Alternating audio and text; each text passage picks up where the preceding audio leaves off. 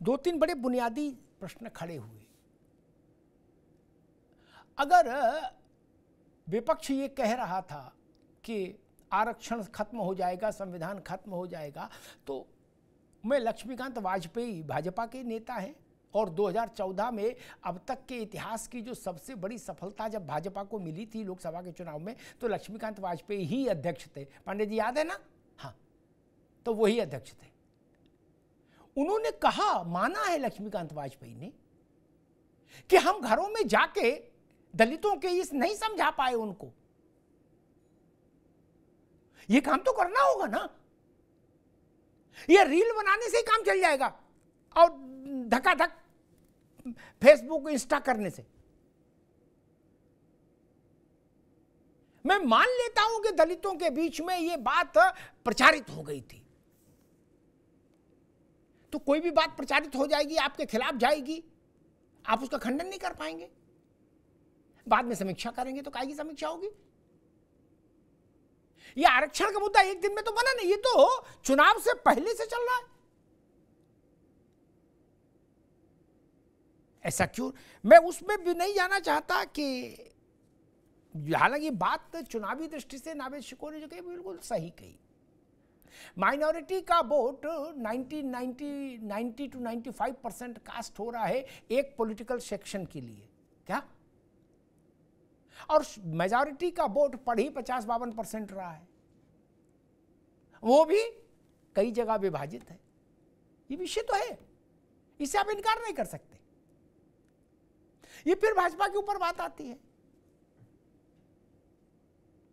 आपको निकलना चाहिए था।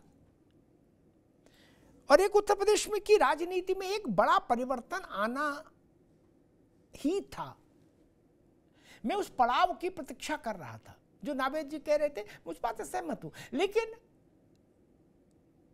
दुनिया का उसूल यही है और न्यायपूर्ण भी है बात, जब व्यक्ति असफल होता है 2014 में, 2019 में, 2017 के चुनाव में, 22 के चुनाव में, जब हमने अखिलेश यादव की कड़ी समीक्षा की, उनकी नीतियों पर सवाल उठे, तो आज अगर वो जीते हैं तो स्वाभाविक है उनके ये रणनीति की तारीफ होनी चाहिए, इसमें संकोच क्या?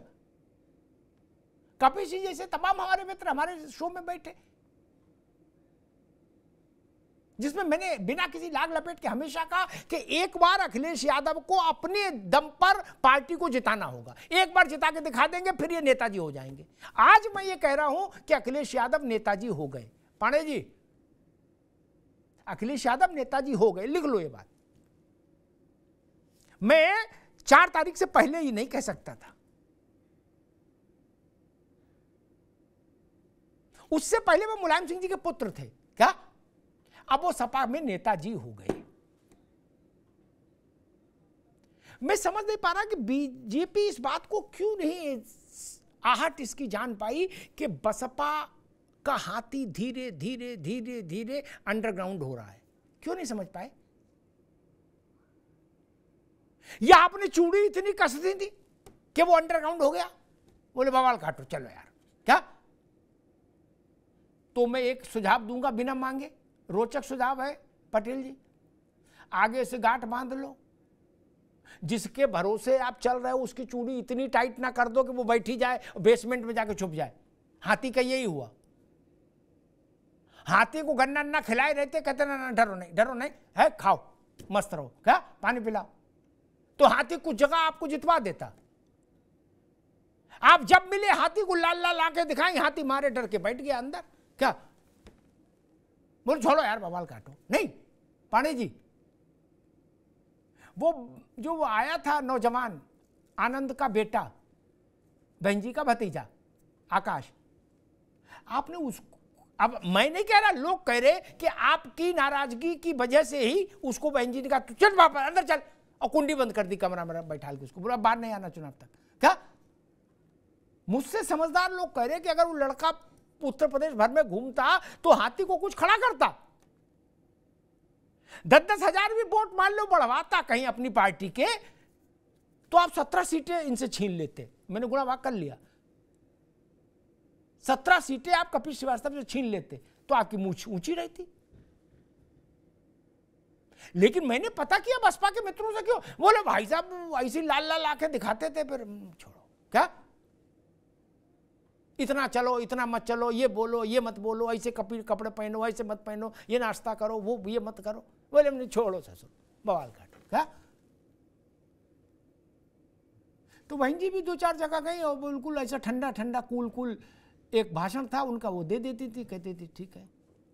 और आज तो बहन जी ने कह दिया कि भाई मुसलमानों से मेरा मन खट्टा हो गया, आप मुसलमानों को भगाओ, इनको ज़्यादा टिकट दे दिए, वोट ही नहीं दिए हमको, अगली बार से ध्यान रखेंगे। तो मैं समझ नहीं पा रहा कि मुझे अगर ये हो जाए कि भाई मेरा दांव रविंद्र पटेल के खड़े रहने से, मजबूत रहने से ही चलेगा, तो मैं रविंद्र पटेल की तो सेवा करूंगा ना। नहीं, आप सब कह रहे हैं कि बसपा नहीं लड़ी इसलिए हमारा नुकसान हो गया, तो बसपा को आपने बादाम का शरबत पिलाया था क्या? पिलाना चाहिए था। अरे हाथी को गन्ने खिला देते, तब तो हाथी के सटासट मार रहे हो। तो हाथी बैठ गया, अब हाथी कोई बकरी तो है नहीं कि थपथपा के उठा दोगे।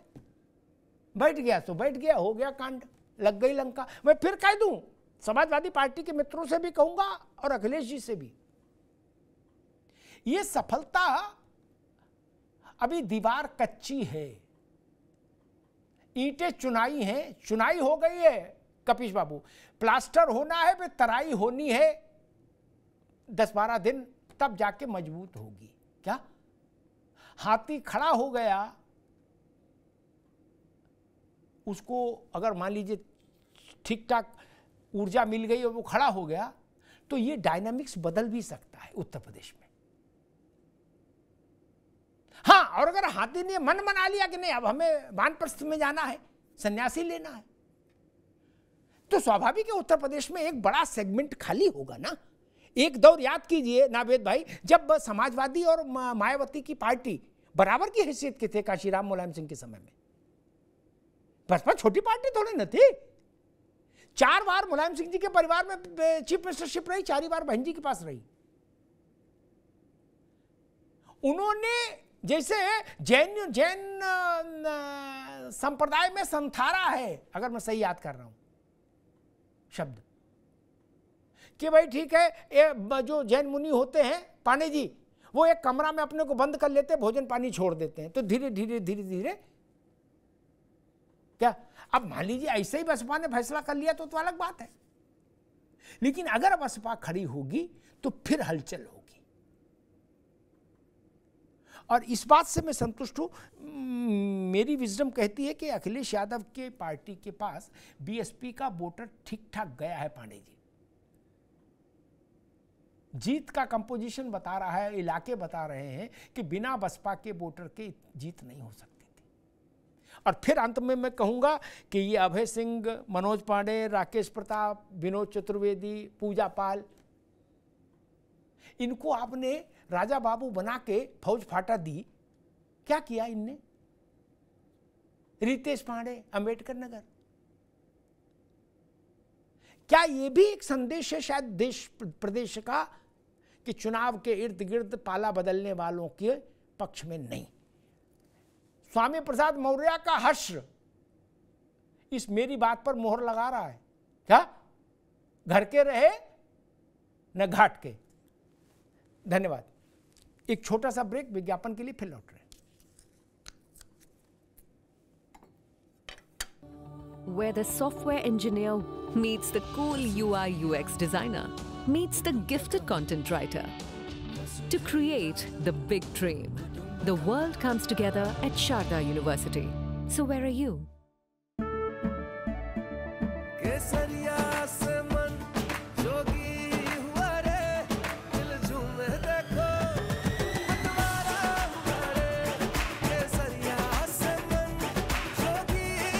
हर पल मनाओ केसरी त्योहार। विमल, बोलो जुबान केसरी। हाँ शुक्ला जी, भिजवाना सिर्फ अल्ट्राटेक ही। मान गया बेटा, पर अल्ट्राटेक ही क्यों? आप ही ने तो कहा था कि घर जिंदगी में सिर्फ एक ही बार बनता है। घर एक, मौका एक, इसलिए सीमेंट भी देश का number 1।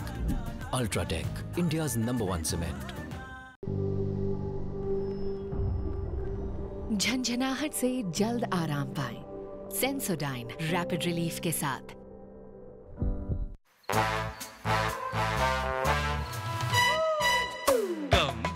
Come, my love, please don't say no, baby. Come, my love.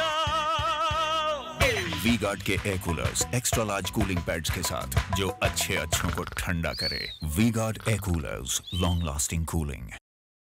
Where the software engineer meets the gifted content writer, meets the cool UI UX designer, meets the talented photographer to create the big dream. The world comes together at Sharda University. So where are you? चुनावी सफलता कच्ची दीवार की तरह होती है।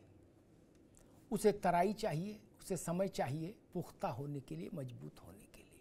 और चुनावी असफलता, पराजय बनी बनाई दीवार का गिर पड़ना होता है। उसे पुनर्निर्माण चाहिए। ईंट, गारा, रोड़ी सब जोड़िए दोबारा से, एक एक ईंट रखिए, फिर दीवार बनेगी। लोकसभा चुनाव का जनादेश उत्तर प्रदेश में यही कहता है। धन्यवाद। वी-गार्ड प्रेजेंट्स अब उत्तर चाहिए, co-powered by Sensodyne and Vimal. बोलो जुबां केसरी। Sharda university, the world comes together at Sharda. Admissions now open.